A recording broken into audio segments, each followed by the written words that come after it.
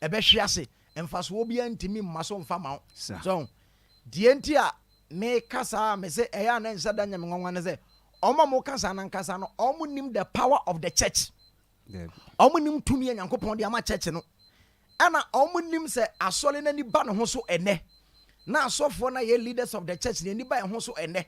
na dwumadie Nyankopon de say yensa ne say ye confess si ya na start ye de ye adwuma acha buru so within 5 years asem be si wiase no eye unspeakable eye unimaginable kire say eye de bradwen so de wiase ayasa no ho de Christianity ayasa no sa asofo ni bom ho so ene ye na ye bisa ye ho say dwumadie Nyankopon de say yense eno na ye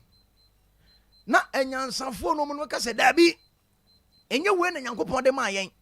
na enyansafo ni bi nso bisa se den na Nyankopon de ma yen na afa ye bu nkompo ko hwe yachi na ye system apostles na de build the church no na ye kofasa system na babak na ampaniampa asofo nyina de eba ya che ye wo ye tumu asole no na ye tete asole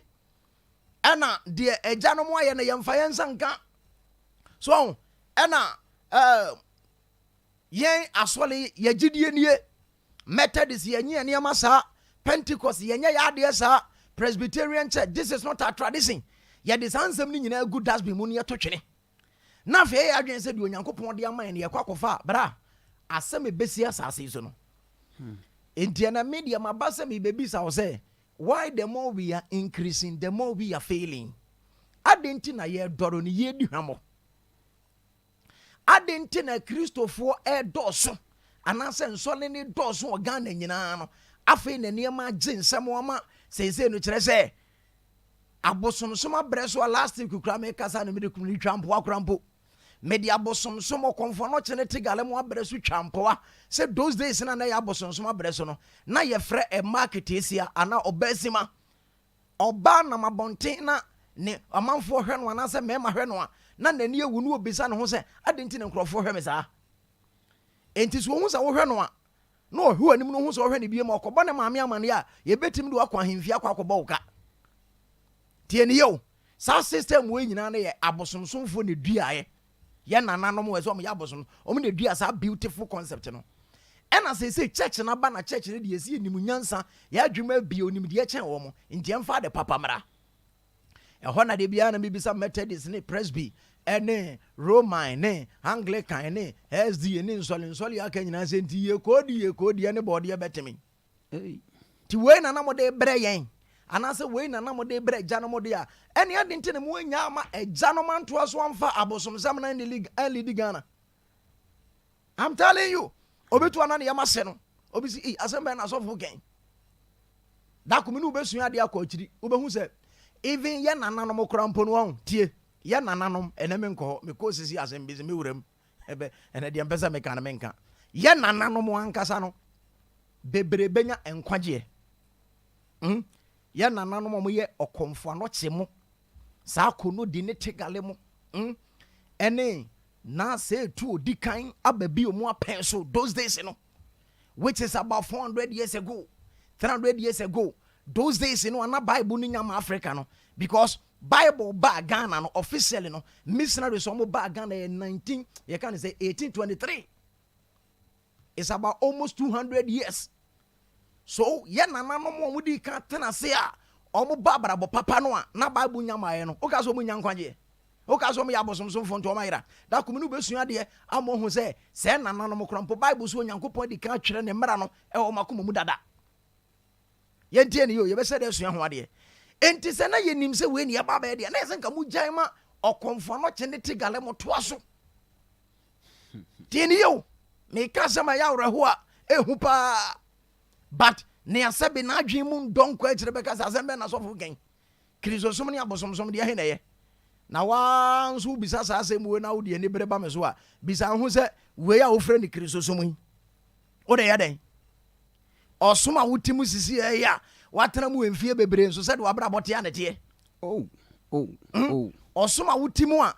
first krampo na wunya nkwa asole no na wabra bo krampo na kakra bebre wura sole mu amoma bra bo ya west I'm telling you agensemu Macron evangelism mama baba wa bia no aka kire me sofo me asole na say me o me nkwa so na me boy one me wura so dem nya boys 4 including mama wale nyina enye sa agro what is here hwe this time sika ni bra ba ni pa ko mu gidi obi e pene ho nya ntendem bisa say influence no o ka sa asole ne nka ho bi asore no anasa asofo ya play a very major role about the nibre and the sika nibre gidi yesi ni pa ko mu because church no uwura mu sisi anaka so ho anu na yewe sa ekoyan fa so onya sika no obi anfa ho obi emisa wo yanhwem ho enti anam church ne so ma ho kire se society no nkwasi asem no wura na ye wura mu niam agya na eginsem and we need to ask questions and find solutions enti masem bisa ne se adenti ne yeduru ba bia yeduru adenti na onyankopon afra so fo ma ye nimde wama ye nyansa bebre wama ye hunya na nipa de anidie ma ye krompoma ne broso bisa sa me no kasa sesi ye die bie mpa na asofo hia o wiase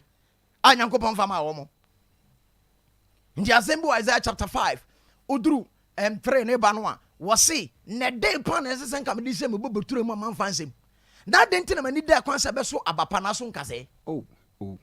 e de pa na sesen kan nyankopon ye ma asofo bie mi bisa wo is asofo ho kire o mana dabi asofo ni sika omo sika pa nimdi enso omo ni bi omo akonkan en Solomon na ye church members no omo mfa ni die ma asofo omo bu omo papa di omo beka bia members ni tie omo ti omo bi create omo che omo kunu no that is it members ni tie asofo che omo kunu no eni nipa omo mutifie enti wo bisa se adenti ne yenya sa ne ma we gina amana buso yeni sika sika wo pa cash wo the other time na me kan say me kire o me say this time no emma bebre u group Ghana emma 10 met me a culture say emu 8 and asofo eba so o pawale a 8 eba accept u group Ghana for ma 8 bia you can say 10 bia emu 8 and ebeji atum so mbe wale asofo aware 2 penny bi on be rejected edi ebentia sika ofie ka sika ofie masa tiesa asofo a hot cake ti udu ani to fam krompa say obi start say odi so for this time small boy odi so for echi no obehwe na ma bi kura start fa na hoka because o pushi na ma ne baby I'm telling you emrantie bebere nso take advantage and I said jiminti omo hwe mandi bi san wo obi a wusu asofodie and we say obi asika on nsam kakra jiminti one ne koda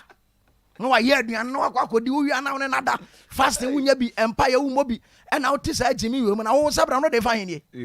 asofodie be no asase ya sa no and me no ka say sade na ba be ye normal say bebre estati asofodie no no obey date ye bom pa for sada che be wale a omu dating no mo da no mo ya boss nyina why are we here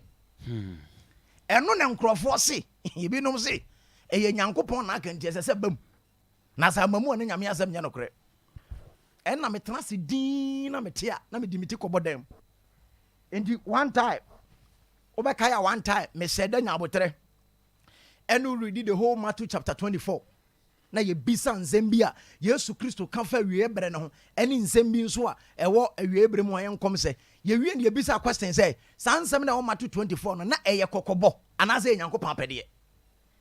eyo nyankopon na decide say wode anim guase wode jimi wode adwaman wode ahantan awofo ho asma so wode fo atoradifo nyankopon na ase da decide so wode ba bewura church ni dabi na ekokobo eye kokobo no kire ye de sese ye ni da ho ni esa ne ma we nyina sa atoradifo ne awofo ho asma so wode fo ne ya ye besia no kwan sa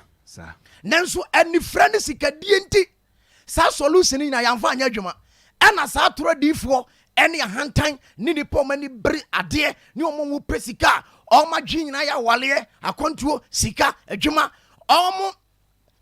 abagu aso dem na say a capture society ni nyina because yen asofo no ekwan sesenke ebo mu bi o mani ni yanya asese uko programs krompona programs aye yanem empire aye band revival nyina adwuma awale akontuo ni atamfo bewu ona bambon tutimi sia poster bi ni atwere guso operation die your enemies. We nonsense we. Wrong. And tie. Eniama Nyankopɔn bɔ ho kokokora na sese nka yen ye bɔ nipa kokona efa sika ni bre awale said was it no one ani nipa did no ma wale chese nipa be pe omo ho. This is the time sese nka ekire nipa nyansa ne ade ne ye bie nipa nifa ewiase ba bia ye dro ho. But rather no yen na ye programs a ye wa asoli nyina no twi nipa adwen ko sika so. This time ko aso na uni sika asa Nyankopɔn adome. Oh. Uni sika so na no kra unka ho. Ti mimi bisa se sankom se no a eye de nka bonsam ba ba no se bonsam na amana ba manasa sofo na amana ba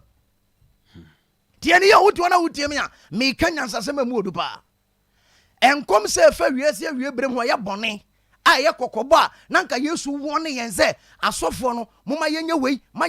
moma moni na ho wo se firi se ofiewura no wonim donko a okronfo no beba nko wa na ne nyina o ma to 24 o wase ho akọ na yakọ banwe mane yakọ nyansani ono de ni urade na sini fie so se onhwe ni wura kwaso no momaduane wo bresem o kire sa ne ma we nyina enti momani na ho obi be ka kire mo se ono de Kristo na ma munyini atoradifo no omo bate se nyanten nanso omo yempataku we nyina Yesu aka enti wona ba na mo de be hu won enti nka asole no ene asofo no ye dwumade ni se yemie nipa ni mfa sa ne ma we ho but rather no ene Methodist asofo kasetia atrodifo a ade eche a ono kasa kire atrodifo no no akwakofa sa small boys ni bia begina so dem ese ukọ Roman ene basere ni ade a se o mu nyina invite sa nkwala difo na obehwe na sofo na boy da ne tire ho no wase crazy jeans jeminti ukọ kan se di Kristo so mo chekere ho sofo a boy da ne tire ho no wase crazy jeans no minister wa sole no otutu nsuo gu mmere waso e wo Methodist ni Roma so dem omonso do mo ho agim enti atrodifo na anka Nyankopɔn se senke bie nipa ni no mu nyansa no ene Methodist sofo so onimu nyansa no wato ne nsa frɛ sa atrodifo ni bi so omra so dem ho wa anya ne sa kire se member na ekɔ nti onu ni nyansa osofo ni nyansa ne se wo hu se emema to asa ne mama so fa no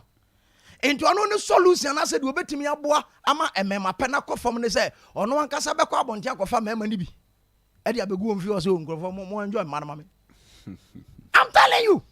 the Methodist ni Roman ne basere for so for in this time na mo kofa sa small boys way oba we gina ho a won kanyansa sembia preaching bia ni ho eno ani se obo obidin this time trompo de oko Facebook and crofon for mesenya ho na wa boni pani din keke na dem ho ye maame no so boni din kire na aka ne problem aso hia Yesu ko na adwen te se asawa enti kan kire se se de ma members ni nyina ya amfa ma wo mo enti metime de me 10 fingers se me chest aka kire say Matthew chapter 24 enkom se wo ho a eye boni ni nyina no yen asofo aka kire bonsam master keep quiet sit down we're going to do it for you enti ye ma bonsam atanase ena yanka se ye implement ye na ya fulfill nkom se ye boni no Methodist asofo fulfill Presbyterian Church as the asofo asoli egwasase so ye can say Assemblies of God ni de keka ICG in Lighthouse ye nyuma na ye bibia kire say ye ni frafo a ye nim baby ye duru na ye hunu de say ye enti o se na hwan kura ne yakọ badwema ne yakọ nyansani ono de de ni wurade na sini fie so say omo maduane wo beresem de opeso o kire ne say wo ye nyansani a o de mere ye adwuma na o hu de say wo ye sa asofo klemi so muso nyansanfo bi ni wiase enso ebra ye wo mu omo ntiase ebra ye wo mu omo nim na campus omo hu de say omo ye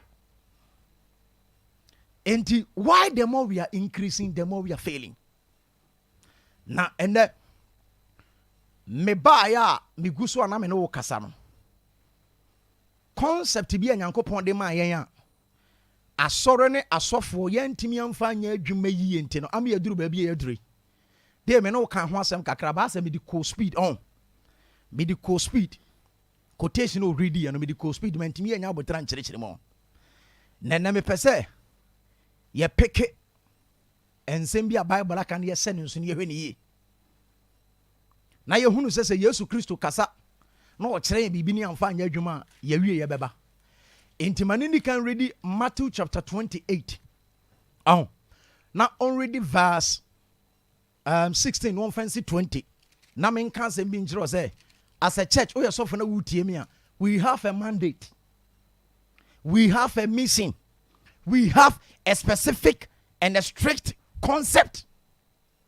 Agenda. Onyankopon de botaye ne adwen kese bi ene bibi kese pa de amayen. Enti ye ba na dwuma ye. Ye ba se ye ba be ye dwuma. Methodist for him bi. Many time ya mete say him na me ra ho. Him ne ba bi udura wo se enwom na nkasa ne tinim yo se asudi da me do. Mfantefo side na meto no. Asudi da me do. Udura ba bi wo se minim se me gro madwuma ho me wuwu ni awie. Enwom we wo Methodist for him o. Na ya na mentimi hu sa asofo na duro na so mo te sa part na se ya na mo tie dia. O se minim se me gro madwuma ho mewu owu ani awie. Na chese Nyankopon de na dwuma sa wonza na wamfa adwini nyansa ni dwuma na wo ye ni buga beda no kwase ampani na abesa akobunsam jem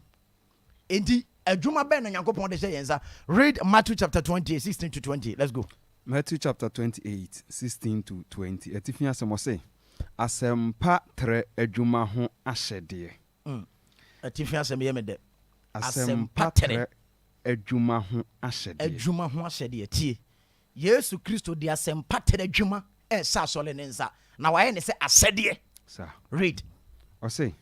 na esuafo du ba kunu si mu ko Galilea bepo a Yesu kire won no so na wo hunu no wokoto sore no na ebinom je akiniye na Yesu ba beka kire won se wode osoro ne asase so tumi nyina amame enti monko nkoye amanaman nyina mesuafo na mommo won asu nse eja ne oba ne hon kronkron din mu na monkyerɛkyerɛ won se woni de ma hye mu nyinaa so na hwɛ mene mo wo ho na nyinaa de kosi wiase awieye. Amen. Amen. O tie ne ye pa menim se wakoma decotation na chi me se ye wasede anase ye wasudie kese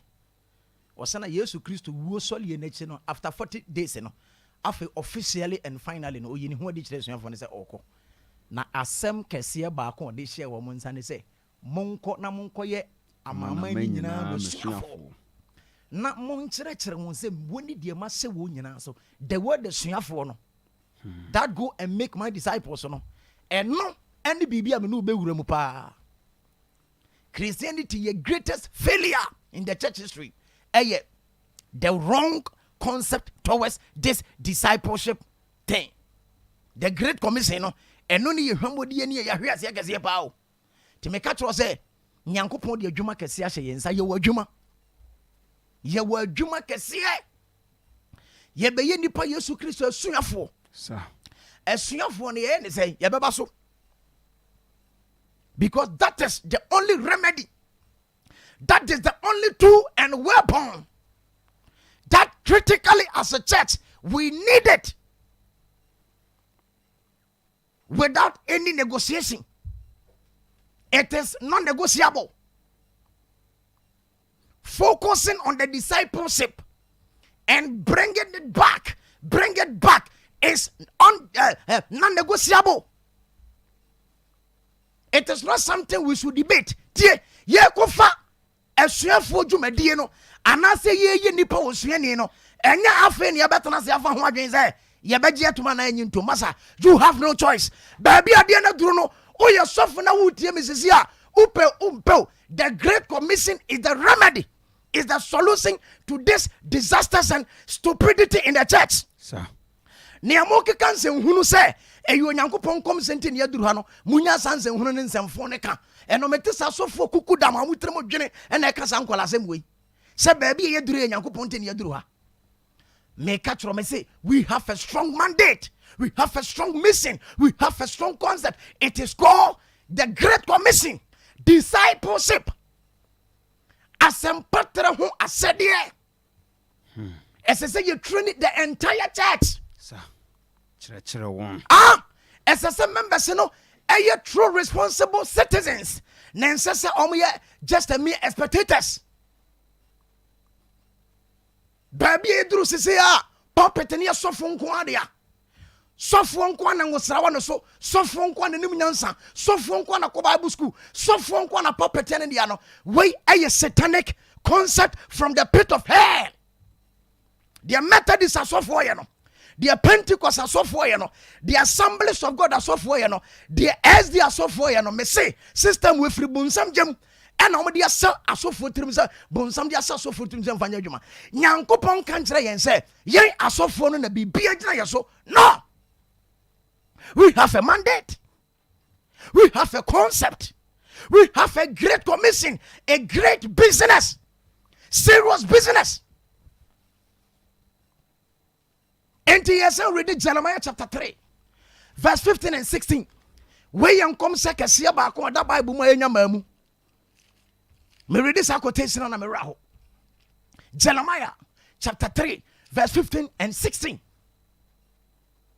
Me ba be ka kire wana se me gusu ka kire adwuma nyankopon de ama asofo ene adwuma esa asofo nsa yada adwuma esa asofo nsa ye ne fra adwuma asofo se yensa de esi eni so ye kanka bi akomaden da bia me ka kire ho asase so open crofo makomaden pa. Number 1 uyi asofo firi ho bia na obiem. I'm telling you. Nkrofo makoma edu makoma primpa me ka station makoma na me wo so me preach wi papa bi no ta frɛ ofra na asem obi sanse sofo me ti won sama wo kan ya no kro na ese sofo be pa na betiu no asa repeat biem was sofo won sam dey say sofo be pa na beji atum na ose this great commission wo kan oba beji atum me hwe nsema wo kan nyina no kre na asole be pa no mo sese no omo system mo de yi adwuma say asofo nko na puppet ne omo de no omba be dane no no ma train the entire church members no wan na be ya sa sikadie sikadie sikawia yakoto asase kakraka de si dan kase na nipa ne gum omo gum te se nkotra no bobom mutiri nko oma bonche mamone wakwa asole for 20 years asem to na no kotokosia wakwa asole for 40 years odaso bodua odaso yaka ohu bibia efa nyankopon ho nipa ne mu. The church can make any impact upon the people, upon the church members. Until last week, me kazem bitra me say odu ani to form na church now church na dwuma nko na Solomon so dwuma nko. There is a huge distinction between the society and the church. There is a huge a vacuum between the activities and the system of the church, the affairs of the church, and the affairs of the society. And soon can see a part that soleno anything mamufu abrabum. Asole ni dwumadi ye soronko last week me kan say bi kire o say obeka se Nyankopon fresh of when dwuma ye church administration church planting dom na ba ye target every month bi anan say Pentecost omo ye kan say omo ayi bia elikie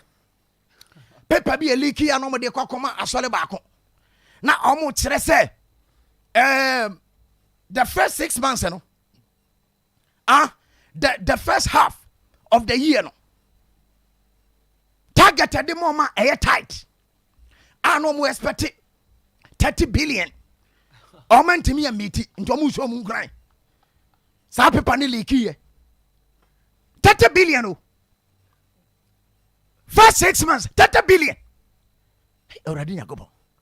ekoya ya faso yetimi jisika de asofo ni hu nyansa ma ne broso yenim nyansa wo sika giao ko be faso be bie ni pani ame hu bra ye wom ne hu de sese ye aboye se de adwonso aba akoko ye gusu sua de mercy we have a mandate enkom se kase bia onyankopon nam Jeremiah so eseye and Jeremiah chapter 3 verse 15 and 16 read Jeremiah chapter 3 verse 15 to 16 say na mema mo ahwefo sede makoma pe na wode nhunumu ne nimde ayene mo na mo dɔɔso na mo asechene asase no so a saa abrɛ no Awurade asɛm nie wɔnka bio sɛ Awurade apamadaka na ɛmma akoma mu na wɔnkae na wɔnhwehwɛ na wɔnyi bio. Amen. Amen. Repeat it again. Say ready be. Jeremiah chapter 3 verse number 15 to 16. No say. Na mema mo ahwefo se de makoma pe. This is prophecy. Onyankopon se obema na asole ahwefo a ono Nyankopon na koma pɛ, that is asofo egu asase so. Nyankopon ni di echi pa. Nti na Nyankopon sira yen, wa ma ye bibia efiri sɛ Onyankopon akoma pɛ yen. Nti wode sa asofo na ma. O madwuma ne sɛ so mɛ den. Ose. Na wode nhunumu ne nimdeɛ ayɛ na mo. Utie ni. Asofo na Nyankopon bɛ frɛ mo. No se ade on ba ba ne sɛ omo di nhunumu ne nimdeɛ ba bɛ yɛ ne nipa. Tie ni yo. We are going to train the entire church with knowledge and understanding. We are going to feed the entire church members with a deeper wisdom and knowledge. Oh, dear Miss Ofu. Where you come say that of was who? A baba said Nanemono, Namam Ashafo Damakoma, so Edia Nombaye, Omudi Nimdiani Hunumu be Yeni Nipa. Or for Bible Noah. Now, Ubisan said the differences between Old Testament and New Testament are about what came out simple. The differences between the Old Testament covenant worship and the New Testament covenant worship, no, explain it to me. Apam da demu som ni apam foforo mu som no, enso so na be dem. On kyerɛkyerɛ mu nkyerɛ, obɛkyerɛkyerɛ mama kama. Nimdi aya ne no. Odifo Moses and Yesu Kristo enso so na be da o montem, obɛkyerɛkyerɛ ma kyerɛ kama. Unim, sansɛm a me ka nyina we ye basics o. Enso obi akɔ asɔre for 10 years. This common letter question me bisa onim. Opako bisa do akɔ asɔre 40 years say the differences between Old Testament and the New Testament. This little common sense onim. Apam dada ni apam foforo keke. Enso nso ne dem ani say. Apam dada mu som ni apam foforo mu som no. Enso nso ne be ne dem onim. Kona ko do asɔre a. Mesi sɔfo preach 15 minutes and 10 minutes. O preach abeka so to anansesem ensem hunu ene asema emfa nyansa bi ama ene atra sa te bia mu 40 years. Ye beto say ya maame ne ya papa nom o maame no papa te dem bebe 20 years 30 years o ma wo mako 14 papa ne nya maame ne ho ade ensuduru kwase ada no mko asole so fujitum o mko asole a kire sa baba ye normal eduru communion ode a wonko bi but eduru so ofrande a no baba to ne age ni sika de abeje wose beba se enanimu no mema mahwefo a omo begize ne nipa ene enkyerɛkyerɛ mu ha na convince obi a wakɔ asɔle mfie bebre me basisi a no obi text me obi so why confused about Sabbath intimi nkyerɛkyerɛ mu nkyerɛ no ne yira wakɔ asɔle for 40 years ya wo na to Assemblies of God mu 40 years wakɔ tie Sabbath teachings bi why confused o ja asɔle no Inti mimi nkyerɛkyerɛ mu nkyerɛ no metie ne mesi mitrase and I'm say how possible say obi a wakɔ asɔle 40 years on him the differences between Sunday and Sabbath we yan kolan nkyerɛkyerɛ esese ye hu we nya bibi anya afa na mabagye etam no me ba be kyerɛkyerɛ we mu esese ye hu say apam dada ni mu no na ɔsom ne nsese ye te sɛn ene polygamy unso obedi eni hahan ni bre e kasa fa polygamy ho a obeka se okra message ama and so polygamy message very very cheap and weak in the New Testament church and so for bet me betra radio so what the eni hahan ni buga takase ojaso preaching what the biha no akoto quotations by 20 undim Nyankopon asama hu sa akwa ongawe and so the wa bonche mama no oboni trinko wasena said so for na kan go to from Bible ya yale abon and kyerɛkyerɛ a very very weak and basics I say ya tiasie di okɔ memene da ɛsɛ so onya abotre di akokoduo kyerɛkyerɛ mu kyerɛw sɛ wenti na mekɔ memene da sɔle di okɔ kwasi ada nso ɛsɛ so no nso di akokoduo kyerɛkyerɛ mu sɛ wenti na mekɔ kwasi ada enso makwasi ada na memene da nhia so mu nsua de ɛbɛyɛ a hot argument di ebesie ne safa de na memfa me de we ayira bon Bani say we say why ayira na egum sa bia ayira wabra 1 Peter chapter 3 udu verse 15 was say na bre bia monsiesie mo hunsie se gidie na mo wono na say ni daso na mo no mo be kyerɛkyerɛ ma kyerɛ nkrofo bisa mo say ni daso na hwasem pio be busa monsiesie mo hunsie na kyerɛ sɛ awurade Nyankopɔn my God ya bon sa sisi wo hunsie entity asam na baba ne kan no was say memma mo ahwefo a wadi nimdie ni hunumu be yenemo be bimo dwemo be mo hu nipa ko mo ye New Testament church no obese de nyabotra work ne kama ama na be kyerɛkyerɛ wɔse na ɛbɛba sɛ mo ase kyɛne na wɔyɛ ne mo a apam adaka no kora mpo ɔmmɔdin meka saa quotation na medura na meyam sesɛ me ɛno kora deɛ meyam sesɛ me de ma asɔfoɔ sɛ onyankopɔn ka sɛ mmerɛ bi bɛba yɛ mmɔ apam adaka no din a na mebisa wo sɛ yɛka sɛ apam adaka no wonim ade korɔ apam adaka no Bible sɛ yɛ mmɔ din ɛma yɛakɔmɔ mu biemu no the ark of covenant represent the face of Elohim. Onyankopɔn nim ankasa ne apam adaka no ɛno wɔ sɛ saa apam adaka no ɛgyina hɔ de ma nyankopɔn nim tebea ɛne onyankopɔn tumi no yɛnkɔ hwɛ biam ɛfiri sɛ afei nyankopɔn bɛdwane afiri dan no mu ɔbɛdwane afiri deɛ de yɛnsa yɛ mu ɔbɛdwane afiri ɔman bi mu tiɛ nkɔba sɛ yɛnya ɔman baako a yɛfrɛ ne sɛ Holy Land. So nipa frɛ so kɔ Israel adan ame kɔ Holy Land na ɔsɔfo atimi akɔ Israel ɔba na so nya Jordan 1 gallon de beduru kromo ani sika ya bro Jordan nsuo no wasa 1 gallon aba ɛdam ne gyemi nti na sɛ hwɛ Jordan no sɛ ayalesa wɔ mu a ɛda so gye nkwa anka Israel tama corona ba yi ɔman ya corona no kunkum mo ba ko pa Israel ka ho bi enso Jordan nsuo no ɛda hɔ kakraga Yesu Kristo sɛ asɔfoɔ na mede bɛma mo no ɔmbɛ bie mo ani ama mo ho sɛ adom ne ahoɔden ne tumi ne kɛse o mo te mo nkɔ baabi a nti John chapter 4 udu 24 na Yesu Kristo kyerɛkyerɛ mu kyerɛ ɔba no ɔsɛ ɔba twɛntwɛntwɛn tie me mo se bepɔ yi so ɛna binom se Jerusalem twɛn me ka asɛm bi akyerɛ wo ɛberɛ ne ba na adu nokora sɔle no the true church of God they won't travel they won't go to Jerusalem ɛna obi te kurom a no otu kwa Israel ba no okonya ayi ya kan say Israel ni bi a oyɛ rabbi bi no onya nadamfo na bi a ɔde saa ne nguso ni bi ma no obeduru krom ɔyɛ asɔle a no ɔde agu ni kom nam sɛ yale se de aba ne sɛ ubesia obi a ɔbɔ mpa ye bi na Israel for blue flag ni blue and white ne bi gu ni kom asɔfo mpanifo nyina no bi akyekyere omuti wo bra Bible say ɛbɛba sɛ ɛnane mu no hey apam adaka no kurampo because what the beach reme wo bi wa tonyum gid wa wura honhom wo de akyekyere ne kon de agu ni tiri anu ose e beba se nani mu no apam adaka ne krampo mu nkɔ hwehwɛ kyerɛ kwan na ɛdeɛn ɛdeɛn flag apam adaka kra no yɛn apam adaka nyankopɔn se yɛn nkɔ hwehwɛ kyerɛ kwan the flag ne nsuo na deɛ flag na Jordan nsuo ensuo wɔso ba gyimidi ɛnyɛ Jerusalem biam na mobɛkɔ na mobɛsɔle agya no wɔ honhom no kore mu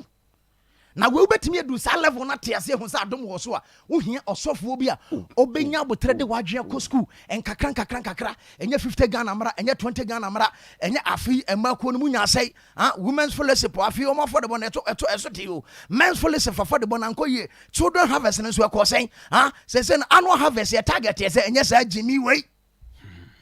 yɛnya 6 billion yɛde kɔ ɛde ɛkɔgye asase ɛnyɛ gyimi wei na nyamede ma asɔfoɔ na yɛde nyame asɛm fiidi yie kɔ asɔle a yɛsɛ de nya adagye de ma nyankopɔn asɛm kyerɛkyerɛ yie asɔle a na ɔmobɔ mmɔden wɔ saa deɛ no ho ɔma yɛ adeɛ ama no ayɛ meya kɛseɛ baako paa yɛ SDA 7th Day Adventist Church nkurɔfoɔ first ɔmodi kan sate first no na ɔmokɔ asɔle a Sabbath school no wo nsa asɔre ɔmokɔ na ɔpɔ mbɛfie anwummerɛ to mu sɛ de nya butere suadeɛ SDA for me ka ta mana me yɛ research no pani baako kan me kɔ ma sɔle ɛna pani baako sɔle no sɛ sɛ pan wo hwɛ SDA pan na SDA pan ka first na me nyini no wɔse sɛ kyinye gye kyi nipa ntam a enkrɔfo gye kyinye a no mo hu ba bia no kora no wa mo bisa sɛ SDA ni bia men ha no makɔ SDA ni fie no mo de asɛm na kɔto nanim no ka sɛ nkenkan Bible enso papa ne sɛ ɛnɛhwɛ enso SDA foɔ ɛbɔn saa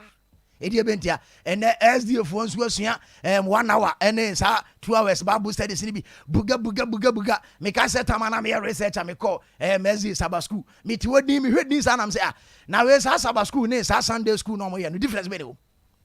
said the Pentecost any Assemblies of God any I can say Methodist Bible studies ye buga mirika me call Sabbath the same thing na ade me hikura ne sɛ wo mo wie no mo bɛkye a elder na asafo ni begina ho na bia wo chia wo mo say Sabbath school o say asafo na koma and I'm seeing the friend asafo na koma na wo ye ni say hey Christopher what dey yale o ade afes na mo ye no longer hours and ni party ase no o ko kan safo say dey wiase dey anya bi ni o safo say dey nipa ni adaji o wow say kuma say atini bibia yato hwe safo untimi mfa kane tetene mane o wode nkolasem wei sa na wonim nyansa na wo ka asem we a ene tetebere ni mo no ebre be ne nkenipa hia nyame asem mo ebre wiase awura bunu mu na wiase awura mene mu no enye sabre ne nkenipa hia nyame ko asem brenini enso ose sa tetende tete djumadin yentimi nya na abreido yentimi nya na abreido aposra mo animu abredon untimi mfa ma ya abreido safo nipa ni adaji o se dia safo nip safo Solomon amuma o safo odi e ka bi bia wonte ase nsemfu na no ka kire mi o nti esesenka yesua de ya bonsa meti radio na meti TV ho eto bere bia ho osofo bu okrompa obunso wo yire ne ho ne bia or yes some teachings be teachings away yen out to say akwan ho takase ojasos gidigidi asani hanhani bi quotations no be quote bebre ba say do betimi asesa asem no na sese no hu ne sa enso e bie for lines tuma e sofo we nyina babu mu na sa sofo ma dada em say why enso bi ni panin kan wi o tiger trick free say Methodist ni Roman ne Bas ne Pentecost ade a mu focus no eye edan tina na nsen so fopani ba ko kasa no wo se asole ni sika no ye mfa hwen sole ma no na mum ya de jensase to tom fidie sa asem no no so fo ne kan ye no obeka so no nko na asem no ka e asofo nyina asem no ka no wo ye wi a ho na wo so pese ofre na wo defend ade we o tie mi a ho na wo be defend ya men defend ade we da masa wo defend ade we ni be guase asem na sofo ne kan ye no wo go Nyankopon ni ma so me ka kire wo we din Nyankopon hwemo say yam fa sole sika hwen sole ma na asole ne yade ben ana wonti asole ase the moment ababi ono be kan sa asem no o pese o ka kire nkrofo say we ignorant uninim de e fa che e de na fa ne church e de na fa ne church Jesus se mesi masafo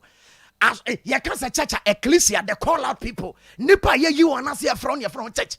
entu ka sa asole sika yam fa hwen sole no na o pese o kire say wabra babu mu tete asole no omanye ha plot no maje kota plot krampo edan omansi bi omu jisika no mu bisa members no mo ho kire no de bi ha omo ukobi ono aka asem me yedi asole sika eni babu mu sa no wasan de no kra ka ho eni babu mu sa no waka sa asem na asase no now ye bie phone line so tuma be defend asem we kwanu tum no waka na asem no o edi ka ba foforo na nko ye fast no kan bibi fa ho sa mesere me nuanom setena mo antemase a mesere se muntwa so ebi ana me nkyerɛkyerɛ mu na ntoye no opa bibia ka nka tete why you so be defend ya de we wo be defend ya kopim so be wuo because atoro untimi defend it ntimi ka se ma kyerɛ wo sinde beba se enane mo no mema mo ahwefo wo mo di nhunumu ni nimdia be ya ne won be ya ne asafo no mi bisa Methodist sofo be na ya ne nipa semne modu Pentecost sofo be na sesi amigu so ka say ya ka so wo ye no obi a wote ase ye no obi twi ka se ye no obi a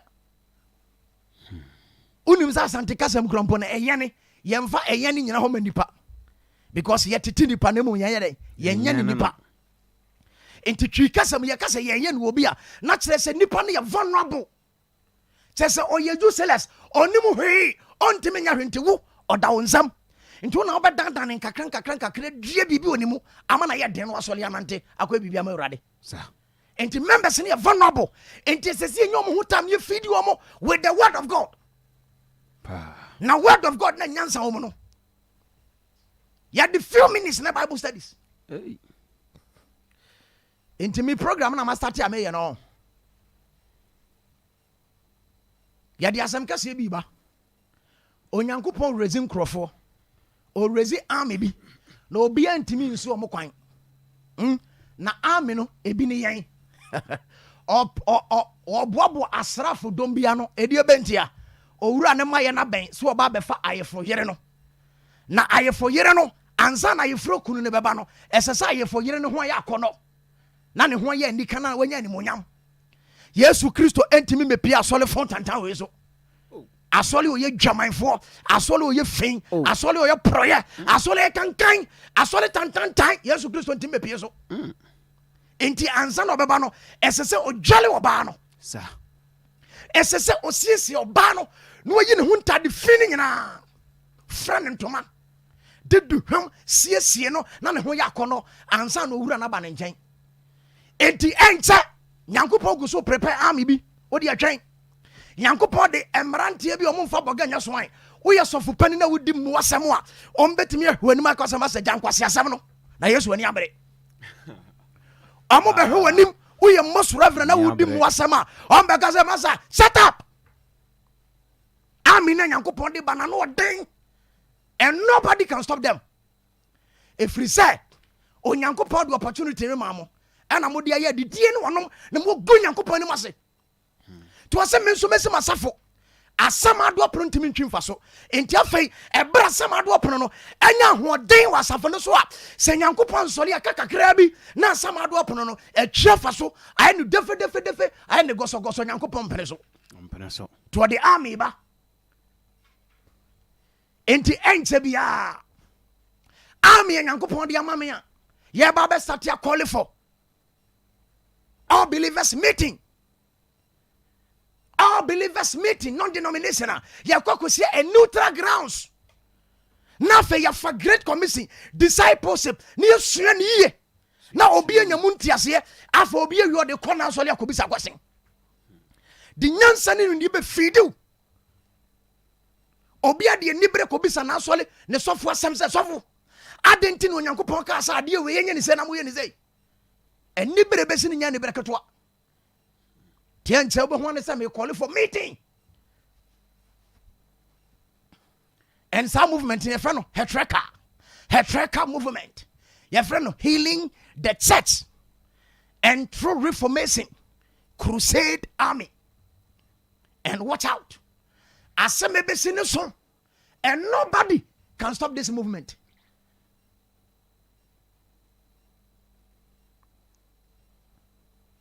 Nobody can stop this movement. Frisa ebrana wiedu. Mede ba wiye. Ya tamana so. Wase asofo na mede won be mamo no. Omo be ye ni munyansa ni nimdie mu. Omo ntu kwanko Jerusalem biam. Enso na Ghana for the Israel ho mo. We can who binti na Israel for emu nipa bia wo wiase. Especially Christianity. Uduru Israel said the Israel for treaty a Christopher no tia wonyini omo uti kroma na so ye June an ho sere wo betimi atena Ghana June odu opa ko Israel odura no aka tro me se me fra mama musuma ba June so mbesi abo no ifri se osofo se so kire nyansa ne nimde emi hu the true covenant of the church. The new covenant church, you know, the true concept, and they said, yet, you know, Omukromunim. Or no, so for not to see Israel or Banukra, you can't say flag, I already just the con. Here they bury so. Eti, Yabatuaso, the Great Commission, we know, says here, William. First Corinthians chapter 3, no. Unsa de Mikasa, mean said that, you said that me, Musa, as I see a beam. So, ekwan fa so ye obi dwetɛ sika kokɔ ene abo hene no ye the Bible ba be kyerɛkyerɛ mu process Nyankopɔn se mfa nipa mfam ene ekwan fa so ye obi edua esere ene abrodua no nso ye ba be kyerɛkyerɛ mu ye wia na fa wo hu se the Methodist, the Pentecost, the Assemblies of God, the SDA ni nyina ye wa ho ye di agro se ye nie fra efiri se watwere se ɔsɛ nyina so na de oba bia benkwase asɛm ɔsɛ nyina so na ɔtene ne ntimi nya we tuni ni bɛɛden eti ye tam na so ye de ba wie ye be fa a few course na wonso de ya kan wonte ase de ya kan ekere wadwen anase de opese oka no onso de aba ba bia de be fa bia ya ready ye betie eti ye nya dia kan fama piki na onfa yanko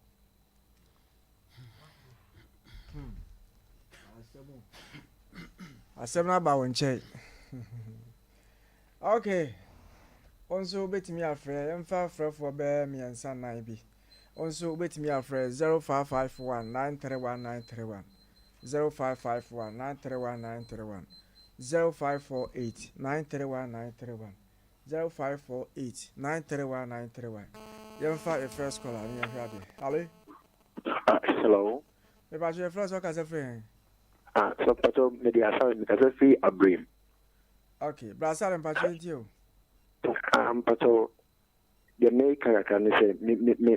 the wo program now wo yen pa but I say I attempt to dig a car over money to bit me asking no work right here attempt the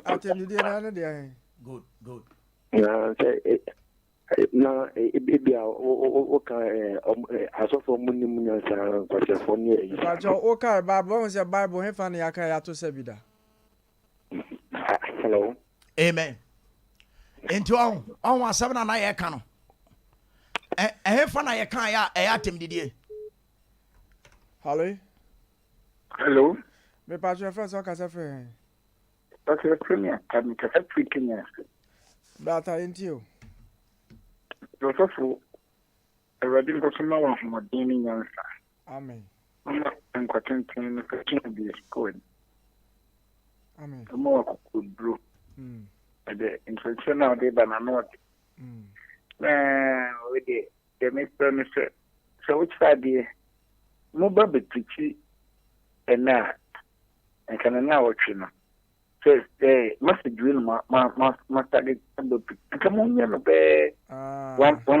enye silisi wa ho nanka and no more okay nanka MPC okay go dede ene wa bebu nti asia me nyanye kre okay tamene suba nanka onya butra akechim nanka nti asia na clear mani pananka nanka wakechim as the method school say the answer na o can say obi akwa for 40 years. And so basic things on Tuesday. Like when you have a church saying, okay, I across for so many years in India. Like you see a bit, like you have to kind of what I say a big day Apollo most not the end of Russia. So you can be a prisoner. Not a prison, be a prison diner. Means to say, what I say, on to the prison. I just hope you now problem. Okay. Okay. Yeah, that's it. A bit too one. Hello. Me pass your first work as a friend. You pass me did see my make a for the crew. Okay, but see more into you. Pacho, as some crime person gonna say, Bible no. What can now say I was able to serve room. Now, maybe me quite serving and me preach fra. Name I yes, he say, any our home. Say oba what children and what is in a movie or sapam natadiana or pine question ni no and intimate casa somewhere in ano. So for me, we are also about the policy now. Some night film and number na it was in Canada to 7. Now, as far as and I say Bible walk it was able to Saviana and I teach imagine and perceive that. So also ka Bible mass myself to Saviana. What the way you on se obia oye nyankopon ne pa osua nyankopon asem se okasa ansa no be use word bi ana odin no na wa hyehyɛ asem na free ba bi na eba abrante odi kan fra ya wose ye di atemo e me nwanwa pa o because you ansa na ye be use the word enkwasiade na ye no enifrade na ye no de ye nyansa no hwe angla e free ba ne se de se nsem no don't just pick your phone and call say we di atemo obra hwe angla e free ba obi betimi aba be kira radio na so kwa kogina nkwankyen so okasa ninsem ni na full of insults onka bibia no odi atem eno de sabi nyansa bi anim ba yenya abotre sensem ne nkakra ne ye di duru ba bia na strong word and word na ba ni nyina ye part of the word that you be say dey sua strong words e wo nyankopon azemu a na wo Jeremiah nyankopon ka kira ne se kwa kira so fo ne sem so madane moa wo nyankopon asoma Jeremiah so mra generation mu dia ena se nka mu di kotokuro be pam no yanyana yamfamra wi okay Me pacho ya dasi. And one watching no. Yeah, me that's it. Okay. Ya dasi. Okay. Zofu. The aya. Okay. Your time no ko. Aha enti. Me de ba wie no. O de ma me fa last call and hwe ade na yimwie. Hello. Hello. Me pacho fa so ka se fe. Okay. Me pacho enti. Ma already no ko from kakra.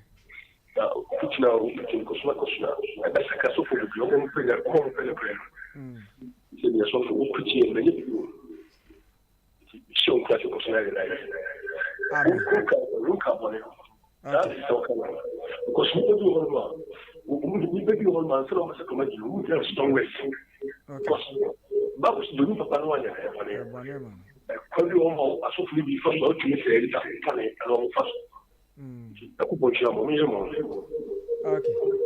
Ya dasi nyame inshira zofu. Okay. Ya time no aso apa ho bebere ntia de ba wie tie. Enye ye botaye papa ba ko kan se mi se de be mon kyerɛ na se yibi gyae na ya ba bi du obi chia listen to me. Me ho. O mi se mi go so kasa na kura me kan se mi se obi so waye confused about Sabbath. Me nka se sa confused na waye na enye Sabbath na ho question ha me o name mo no obi a wakɔ asole for 40 years afi no obi sa asem we no ɛna I can't say when I say I can't think far and they blow my mind no ɛsɛ sɛ nka wate aseɛ so ɛsɛ sɛ Sabbath ni die ntu ɔkɔ asole homeda no ɛsɛ sɛ ɔte aseɛ clear na de ɔkɔ asole kwasi ada no nso yɛ de ɛte aseɛ clear wote aseɛ wie na hu sɛ we na no kra na wafa anaasɛ we na wrong na wafa na mmom no ɛyɛ sɛ asaso no yɛgum saa keke yɛnim hwee so ɛhɔ na me problem no enti ya de ba wie enti mesere se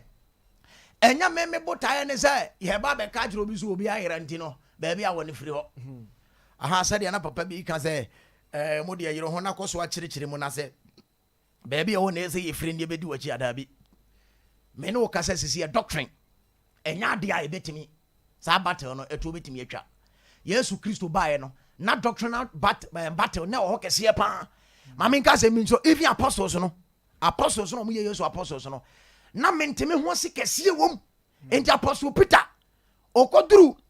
amamamufo ni mo no okodu Corinth no Bible say apostle Paul e kan nanim efiri se ohun se na James enkrofo ni bi ba na se Jewfo ni bi ba na bra apostle Paul ne amamamufo ni didi na hwapen ho na apostle Peter soli kude no ofira amamamufo ni mo ti Peter Paul hu san wo so kan nanim. What does it? Galatians chapter 2, verse 12. Was so cananim. Edia bentia. Sa Jewfo no. Any of my mamufo no. Na osumo menteme ho asenkyerɛkyerɛ no. E omo den. Enso apostles na nkonto kwa. Ye genu esi odu obi ka so no nya adwen na se. Uka bibi na so nipa no nya adwen wo se wayera. Na we si we ayera. Enti me nya ayera ntokwa na me de aba. Me concept me de aba ne se ekwan ya fa so ya asole sisi ana enye papa ende ba bia dim begina bia meka akere wo say ye SDA say ye Pentecost say ye Assemblies of God ye method of worship and as a system na dia asole sisi ana enye no na Nyankopon de ma yen say anytime bia sofo nko na aben nipa kakra bi no access to the pulpit no Bible say ye metro ni the entire church ni nyina efiri say ye ahene sofuko. That is my concept enti ye de ba wie ye da munyina amase say motie yen enti Nyankopon ya adoma next week nso ye beba na kakra ese ye de ba no ye de aba aha enti ebra ye de ye program e ba wie no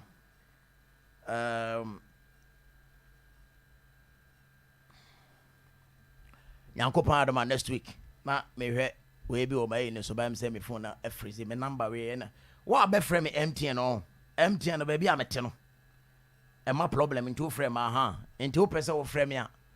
frame number 0261 822 690 0261 822 690 ebin so ana ofre MTN na aba eno say 0244 87 46 97 0244 87 46 97. ɛda nyankopɔn ase apostle paul mano ɔne mama esther na meba mefa hɔ ɔsɔfo nyankopɔn hyira ɔne agya peter the great evangelist enti ɛde ba awieyɛ dr kwao ɔno nso ɔyɛ professional herbalist ɔno nso tafo nhyiaeɛ so moro market hɔ benedict school hɔ akyiri hɔ jesus never fails ɛne ne bɔ ho dr kwao onyankopɔn hyira wo yɛde yɛ program no aba wie nyankopɔn adoma next week